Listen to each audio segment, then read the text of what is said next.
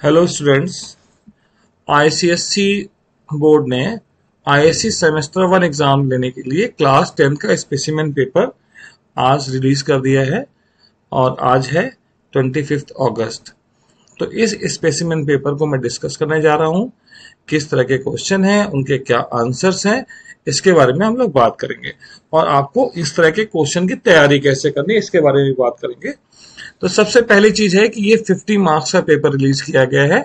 You can see maximum marks is 50 and the time जो इसके लिए दिया गया है आपको that is 1 hour inclusive of reading time. अलग से कोई रीडिंग टाइम आपको नहीं मिलने वाला है और यहाँ पे आपको कोई चॉइस भी नहीं मिलनी है। यहाँ लिखा है ऑल क्वेश्चंस आर कंपलसरी। इस क्वेश्चन पेपर को उन्होंने 2 पार्ट में डिवाइड किया है, पर इसमें पहले पार्ट में 30 क्वेश्चन है और दूसरे पार्ट में आपको 20 क्वेश्चंस के आंसर देने हैं। तो हर 5-5 क्वेश्चन में क्वेश्चन का टाइप चेंज हो रहा है। तो पहले टाइप में आपको कुछ क्वेश्चन दिए हैं, उनके करेक्ट आंसर चूज करने हैं। ठीक है, तो सबसे अच्छा तरीका ये रहेगा कि आप आंसर्स को ना देखें और आपका सही आंसर क्या है उसको देखें और उसके बाद चूज करिए उसमें से कौन सा सही है। और बहुत क्लोज ऑब्जर्वेशन चाहिए है। तो आप देखिए पहला क्वेश्चन ए में which of the following are valid comment. तो इसका सही आंसर क्या है? तो इसमें ये वाला पहला कमेंट है, ये बिल्कुल सही है। दूसरा कमेंट गलत है, तीसरा कमेंट सही है, चौथा गलत है। तो आपका आंसर होगा 1 and 3। 1 and 3 is the first option, right. इसके बाद दूसरे क्वेश्चन की तरफ चलते हैं। यहाँ पे आपको ऑपरेटर्स दिए गए हैं और आपको हायर से लोअर प्रेसिडेंस की ओर लगाना है। सबसे पहले कौन सा ऑपरेटर यूज होता है? ठीक है, तो सबसे पहले कौन सा ऑपरेटर यूज होगा? सबसे पहले आपका यूज होता है इंक्रीमेंट ऑपरेटर, उसके बाद अर्थमेटिक ऑपरेटर, उसको नंबरिंग कर लीजिए। सबसे पहले 4th है, फिर उसके बाद आपका आएगा अर्थमेटिक ऑपरेटर 2, उसके बाद आएगा रिलेशन ऑपरेटर, इसका आंसर है 3 और उसके बाद लॉजिकल ऑपरेटर यूज होते हैं वो है 1। तो आप देखिए इसमें कौन सा ऑप्शन आपका चूज करने वाला है। 4 2 3 1, 4 2 3 1 इज द थर्ड चॉइस। तो ये आपका सही हो गया। अब चलते हैं क्वेश्चन सी की तरफ। Which of the following keyword is use to create an instance of a class.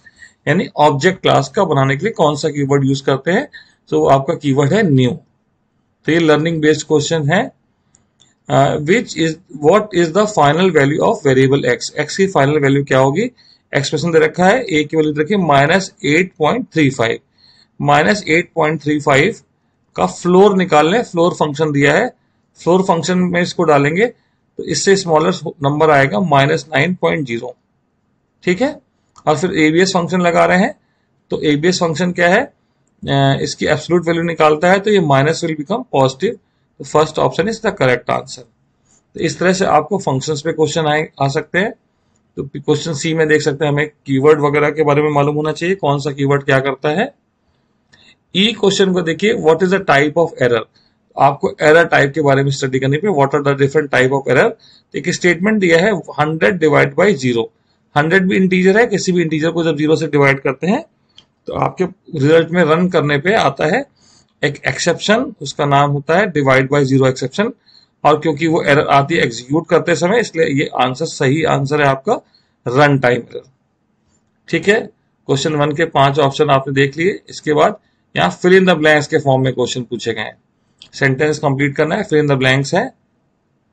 The dash allow a class to use the property and the method of another class. कौन से property आपको दूसरे class के method को use करना allow करती है? तो ये सही आंसर है इनहेरिटेंस। ठीक है, अगर आपको इन सब की डिफिनेशन याद है तो आप इसका सही आंसर दे पाएंगे। फिर नेक्स्ट क्वेश्चन है the number of bytes occupied by the char data type. तो सभी डेटा टाइप के बारे में आप याद कर लें, कौन सा कितनी मेमोरी लेता है, तो you will be able to answer such question. इसका सही आंसर है 2 bytes. Then the next question is the dash is called the instance of class.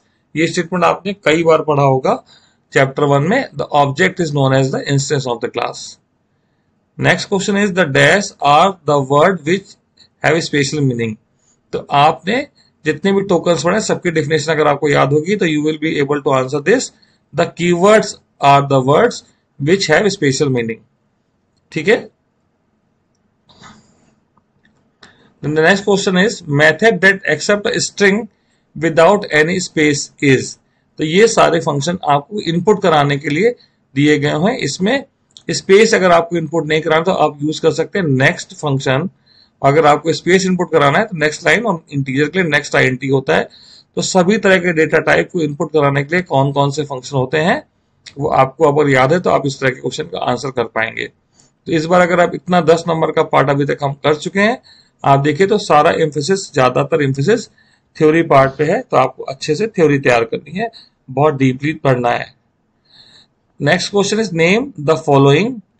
तो आपको पूछा गया है यहाँ पे the wrapper class to which the method parse INT belong to. Parse INT function किस मेथड को बिलोंग करता है? तो ये मेथड है इंटीजर। पर ये ध्यान रखें रैपर क्लास की जितनी भी रैपर क्लास है सबका पहला लेटर कैपिटल होता है। तो 1 और 3 में आपको ध्यान से चुनना है। 3 इज द करेक्ट आंसर। ठीक है, तो बहुत माइन्यूटली ऑब्जर्व नहीं करेंगे तो ये गलत हो सकता है। The intermediate code obtaining after compilation is known as. तो यहाँ पे जावा का जो कंपाइलेशन प्रोसेस है उसको अगर आपने पढ़ा होगा तो आपको याद आएगा कि बाइट कोड की डेफिनेशन में आप बताते थे कि ये इंटरमीडिएट कोड है। The next question is the method with the same name as that of the class which does not have any return type is known as. तो ये भी आपने कंस्ट्रक्टर चैप्टर में कंस्ट्रक्टर की डेफिनेशन दे रखी है। तो अभी आपने सभी चीजों की डेफिनेशन याद की तो आप बता पाएंगे। यहाँ डेफिनेशन दे रखी है, आपको बताना किस चीज की डेफिनेशन है। तो this is the definition of constructor. Next question is the statement to stop the execution of a construct. तो स्टॉप करना है किसी कंस्ट्रक्ट का एग्जीक्यूशन तो सिस्टम डॉट एग्जिट फंक्शन जो है प्रोग्राम से बाहर आ जाता है। कंस्ट्रक्ट का मतलब होता है इफ स्विच से बाहर आना या लूप से बाहर आना। तो इसके लिए हम यहाँ पे सिस्टम डॉट एग्जिट नहीं लगा सकते। स्टॉप करके कोई कमांड नहीं होता है जावा में। तो सही कमांड है ब्रेक। ब्रेक से हम स्विच से बाहर आ जाते हैं और लूप से बाहर आ जाते हैं। फिर next question is saying invoking a function by passing the object of the class is termed as. तो किसी क्लास में हम ऑब्जेक्ट पास कर रहे हैं तो अगर आपने याद की होंगी definition call by value, call by reference with example, तो आपको पता चल जाएगा कि call by value is the wrong answer. Call by method ऐसा कुछ भी नहीं होता है। Correct answer is call by reference. Then the next type of question is true false. Byte is a non primitive data type. आपको primitive non primitive data type के सारे example याद हैं। आपने याद किया है कि प्रिमिटिव डेटा टाइप में बाइट आता है, नॉन प्रिमिटिव में ऐसा कुछ नहीं है। नॉन प्रिमिटिव में नहीं आता है तो यहां लिखा है byte is a non primitive, तो ये स्टेटमेंट फॉल्स है। नेक्स्ट इज एक कंडीशन दे रखी, इसका रिजल्ट क्या आएगा? तो इस कंडीशन में 2 is greater than 3। 2 greater than 3 false होता है। 2 इज ग्रेटर देन 3 फॉल्स है। अब उसके आगे लगा है एंड ऑपरेटर। जब पहली कंडीशन फॉल्स है तो दूसरी चेक नहीं करेगा। और इस ब्रैकेट के बाहर लगा है नॉट का सिंबल, तो नॉट फॉल्स का मतलब हो गया true. Okay, scope of the local variable is with in the class. Local variable का मतलब किसी फंक्शन के अंदर बनाया गया हो वो वेरिएबल लोकल कहलाता है। तो यहां पे करेक्ट स्टेटमेंट होना चाहिए विद इन द फंक्शन। सो ये स्टेटमेंट कह रहा है विद इन द क्लास, तो हम ये स्टेटमेंट को कहेंगे ये फॉल्स है। The default statement is optional in switch case. Switch case में स्विच और केस कंपलसरी है, डिफॉल्ट ऑप्शनल होता है, इसलिए स्टेटमेंट है true. The assignment is operator is left associated. तो आप ऑपरेटर प्रेसिडेंस की टेबल है, उस टेबल को ध्यान दें। तो आपको ऑपरेटर और उसका प्रेसिडेंस का ऑर्डर दिया है, साथ में एसोसिएटिविटी दे रखी रहती है। तो आप उसको टेबल को याद करेंगे तो आपको पता चल जाएगा कि लेफ्ट एसोसिएटिव नहीं होता है, वो राइट एसोसिएटिव होता है, इसलिए इसका आंसर है false. Next question, choose the odd one. Encapsulation, data abstraction, portability and the polymorphism. इसमें पहला, दूसरा, तीसरा तो ऑब्जेक्ट ओरिएंटेड प्रोग्रामिंग लैंग्वेज की प्रॉपर्टीज हैं। ये पोर्टेबल नहीं होता है, ऐसा कोई भी प्रॉपर्टी नहीं है ऊप्स की। Java is portable, that is not the properties of oops.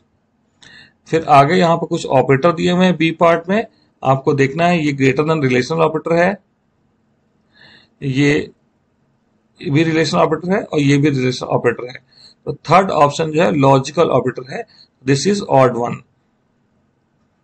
Next statement part of the question is return, break and continue system dot exit. तो यहाँ पे ये तीन जो है जंपिंग स्टेटमेंट है, system dot exit program terminate करने के लिए यूज होता है। इन तीनों स्टेटमेंट से प्रोग्राम टर्मिनेट नहीं होते हैं। ठीक है, इसके बाद नेक्स्ट क्वेश्चन है INT डबल कैर स्ट्रिंग। यहां जो पहले तीन रखे हैं ये आपके प्रिमिटिव डेटा टाइप हैं और स्ट्रिंग आपका नॉन प्रिमिटिव डेटा टाइप है। तो यहाँ पे अगर आपको थ्योरी ठीक से याद है, थॉरली याद है, तो आप इन क्वेश्चन के आंसर इजीली कर सकते हैं।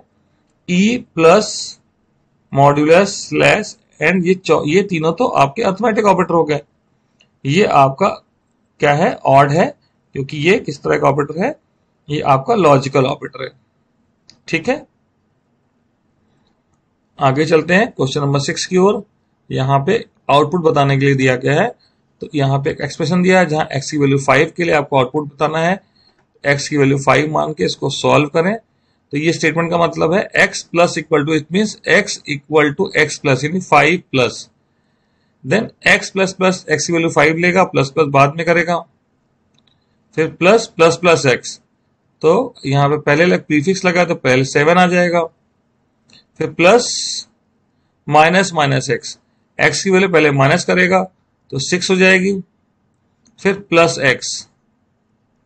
ठीक, इसको सॉल्व कर लें, आंसर क्या आ रहा है, 6 plus 6 plus 6 12, 12 plus 7 is 19, 19 plus 5 is 24, 29 is the correct answer. तो अब ऑप्शन देखिए, 29 पहला ऑप्शन दिया है तो 29 आपने टिक कर लिया।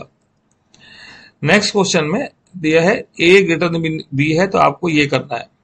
तो यहाँ a की वैल्यू 5 है, b की वैल्यू 7 है। तो a ग्रेटर देन b है या नहीं है, तो ये कंडीशन तो हो जाती है फॉल्स। तो SOP ये स्टेटमेंट एग्जीक्यूट नहीं होगा, आपका केवल ये स्टेटमेंट एग्जीक्यूट होगा a इंटू बी वाला। a इंटू बी से आपको केवल आउटपुट में 35 मिलेगा। ठीक है, तो this is the correct answer. यहाँ पे ध्यान दीजिए, कंडीशन अगर सेट में यहाँ पे इफ में कर्ली ब्रैकेट नहीं लगे हैं तो केवल एक स्टेटमेंट को ही लूप इफ के अंदर कंसीडर किया जाएगा। नेक्स्ट क्वेश्चन में टर्नरी ऑपरेटर का यूज किया है। a की वैल्यू 90 होने के लिए आपको इसको देखना है, 90 के लिए चेक करें। तो 90 is greater than equal to 90 is true. True होने पे एक्सीलेंट वैल्यू x में स्टोर हो जाएगी और आपसे पूछा x में क्या जाएगा। ठीक है, तो x में जाएगा एक्सीलेंट। एक स्विच केस दिया है, इस स्विच केस में बताया कि इसको रिजल्ट निकालना है जब x की वैल्यू a हो।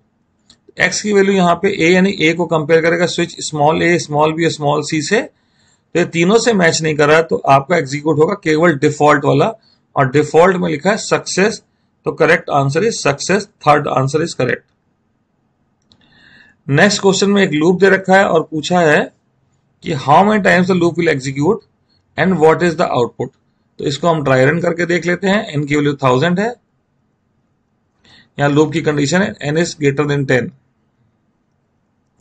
तो ये कंडीशन पहली बार में ट्रू हो जाती है।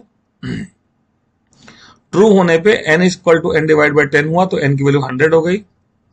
100 के लिए फिर से कंडीशन ट्रू है, n की वैल्यू 10 हो गई, और 10 के लिए कंडीशन फॉल्स है, तो लूप से बाहर आ गया। लूप से बाहर आने के बाद हम देख सकते हैं यहाँ पे ये 2 टाइम्स कंडीशन ट्रू है, तो ये 2 टाइम एग्जीक्यूट हुआ और आउटपुट आया 10। तो चेक करिए इसमें से 1 2 3 में कौन सा आंसर सही है। तो loop is executed 2 times and the output is 10 is the third option, that is correct. Now a program is given. This program is saying the name of the class is overload. There are 2 functions. Okay, the first function is print n natural number. The second function is checking n is multiple of m or not. All right, and then what we have to do, a program is written for this. A question is given and the program is written. We have to fill what is there for a b c d. So instead of looking at the option, let's write the program. Fill it here only. The name of the class is overload. तो यहां पे आएगा overload. ठीक है, एक हमें natural number print करने, कहां से कहां तक प्रिंट करने हैं, 1 से लेकर n तक, राइट। तो यहां पे एक वेरिएबल k लिया है, तो k equal to 1, k is less than equal to n, और k equal to k plus 1 या k प्लस प्लस दिया होगा, वो हम ऑप्शन में देख लेंगे क्या क्या। k प्लस प्लस भी हो सकता है, प्लस प्लस k भी हो सकता है, तो हम देख सकते हैं बाद में। तो पहले इन ऑप्शंस को देख लेते हैं। ए बी सी में क्या आना है? ए में आना है ओवरलोड, बी में आना है k इक्वल टू 1, सी में आना है k is less than equal to n, और डी में आना है k प्लस प्लस। तो ये हमारे 4 सॉल्व हो गए। अब सेकेंड पार्ट को देखते हैं। यहां देखना है एफ में क्या आना है, ई में क्या आना है। तो यहाँ ई को अगर आप आंसर करने को देखें तो लिखा है बूलियन प्रिंट INT-M INT-N, और इस प्रोग्राम में यहाँ पे INT-M लिखा है, INT-N को उन्होंने छोड़ दिया जो कि क्वेश्चन में ही दिया हुआ है। ठीक है, अब हमें क्या चेक करना है कि whether n is multiple of m और नॉट। अगर हम बोले n की वैल्यू 10 है और m की वैल्यू 2 है तो हमें क्या देखना है कि 10 2 का मल्टीपल है कि नहीं। तो 10 को 2 से डिवाइड करके देखिए, रिमाइंडर अगर 0 आता है तो मल्टीपल है, तो यानी आना चाहिए n modulus m equal to 0। ठीक, तो ये कंडीशन आएगी चेक करने के लिए। तो यहाँ पे f में तो देखते हैं इसका आंसर में क्या दे रखा है, n modulus f equal to 0 दे रखा है। पहला ऑप्शन दे रखा है f में, और e वाले के लिए INT-N था। Now the next question, there is a class specification given, class name is telephone, member data are given। ठीक है, member data दे रखे हैं। फिर 3 फंक्शन बनाने हैं, इनपुट फंक्शन, दूसरा प्रिंट करने के लिए, तीसरा कैलकुलेट करने के लिए, और कैलकुलेट करने के लिए कंडीशन दे रखी है। तो आप पॉज करके देख सकते हैं इजीली क्वेश्चन क्या है, फिर आंसर देखें। तो यहाँ मेन फंक्शन दे रखा है जहां पे हमें ऑब्जेक्ट क्रिएट करना और फंक्शंस को कॉल करना है। नाउ प्रोग्राम में class name is A, so what is the class name? Let's see telephone. A के लिए ऑप्शन टेलीफोन क्या दिया हुआ है, okay. Then scanner ob equal to, हमें स्कैनर क्लास का ऑब्जेक्ट बनाने की कोशिश कर रहे हैं, तो यहां आना चाहिए न्यू। तो बी के लिए ऑप्शन न्यू दे रखा होगा, तो एक ऑप्शन न्यू दे रखा है। देन सी, यहां नंबर एनओसी इनपुट करा रहे हैं, number of calls. Number of calls integer type थी, तो इंटीजर को इनपुट कराने के लिए हम क्या लिखेंगे, ऑब्जेक्ट नेम ओबी यूज किया गया है, ob dot next INT option होना चाहिए वहां पे। तो यहाँ ob dot next INT function third option है, तो हम चूज कर लेंगे थर्ड ऑप्शन। तो हमारे 3 यहां तक हो गए हैं। अब कैलकुलेट फंक्शन में हमें कैलकुलेट करना है बिल, डी और ई। ठीक है, डी में क्या आ रही, कंडीशन। कंडीशन क्वेश्चन में क्या रखी है, फॉर फर्स्ट 100 कॉल्स फ्री। तो number of calls less than equal to 100, तो यहां आएगा number of calls NOC less than equal to 100। तो यहां देखिए, एक बार लेस देन 100 दिया है, दूसरे में लेस देन इक्वल टू 100 दे रखा है, तो ध्यान देना है लेस देन इक्वल टू 100 पे टिक करेंगे। उसके बाद हमें फॉल्स होने पे यानी अबव 100 पे कितने बिल देना है वो यहां करना है। तो बिल की वैल्यू पहले 100 कॉल्स पे कुछ नहीं है, तो नंबर ऑफ कॉल्स में से एनओसी में से 100 माइनस कर दें, और बाकी रिमेनिंग कॉल आ गए, उस पर रेट दे रखा है क्वेश्चन के अकॉर्डिंग, रेट इज 2.5, तो into 2.5।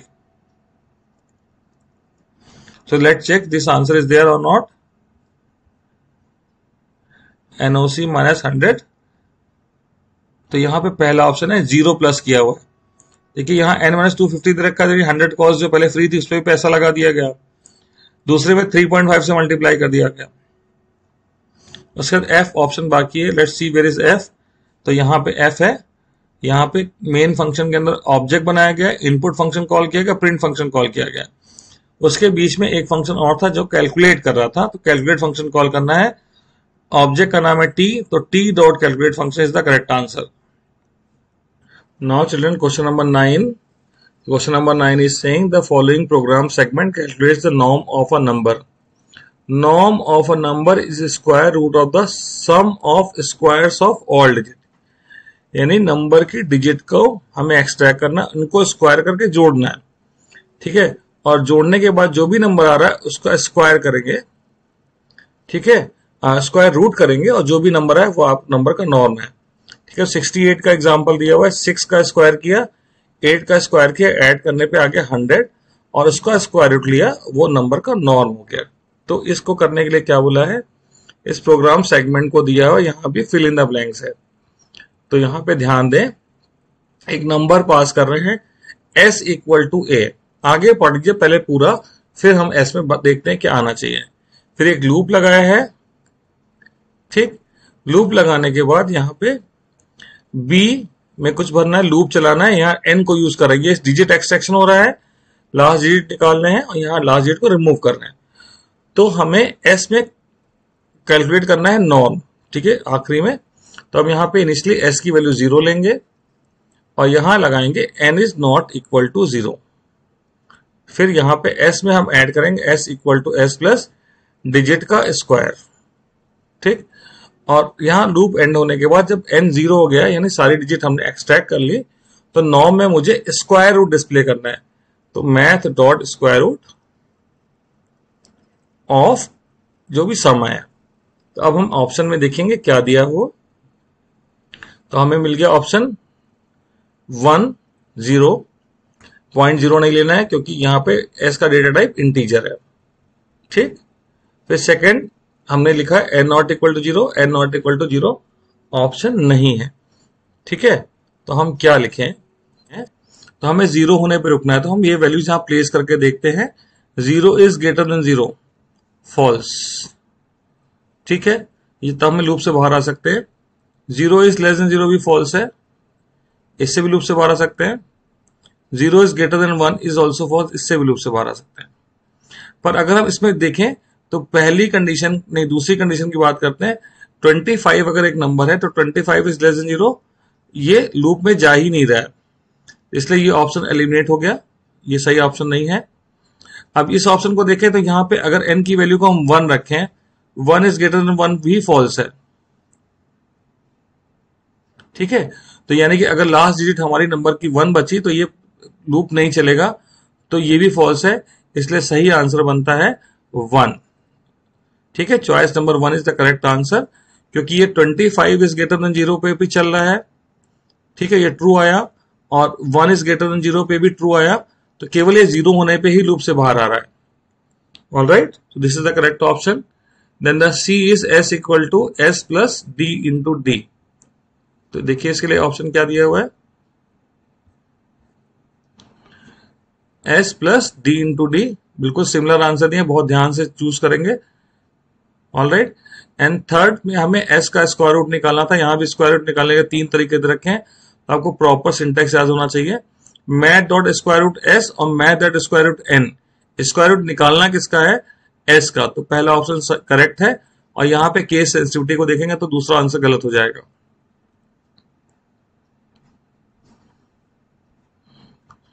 Now next is a case study where a paragraph is written. Based on this paragraph, you have to answer this question. You take your time and go through this paragraph. ठीक है, they have given about if else and nested loop and so many things they have given, and based on that questions are asked. So you will read it nicely and then read the questions. What are the 2 decision making statement in Java? तो इसका answer यहीं पे दिया होगा, और यहां देखिए लिखा 2 decision control statement in Java are if and switch. तो आंसर आपको इसी पैराग्राफ में मिलेगा। Next question is there, if an if statement within another if statement is termed as. सो यहां if statement within another if statement is termed as nested if. So the correct answer is nested if, ठीक। Name given to the repetitive execution of set of statement. तो जो repetitive execution के statement है उनको क्या कहते हैं, आपको पता होगा, फिर भी आप यहां पे देख लीजिए। It is given repetitive execution of a set of statement is termed as looping.